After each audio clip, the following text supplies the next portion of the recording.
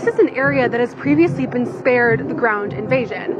Israeli troops have invaded, of course, the north and much of the south, but the center has been the next front for some time now, and we have received confirmation that the Israeli troops are now operating with tanks in the Burj refugee camp. This area consists of several refugee camps that are very close together, now very overcrowded, because they're filled with Palestinians that had fled from other parts of Gaza here because they believed that it was more safe, but that was, of course, not the case. We saw last night that there was intense Israeli airstrikes on the area, as well as tank shelling, and this is all starting to escalate for people who are living in the center. Now, what we're also seeing to exacerbate all of this is that there is now a communications blackout in Gaza, which means that emergency crews cannot now get in touch with distress calls. People are not able to communicate with each other. This always has deadly and dangerous consequences in general for the population. And overall, for the past 24 hours, we have seen the death toll rise again, with Palestinian health officials confirming an additional 240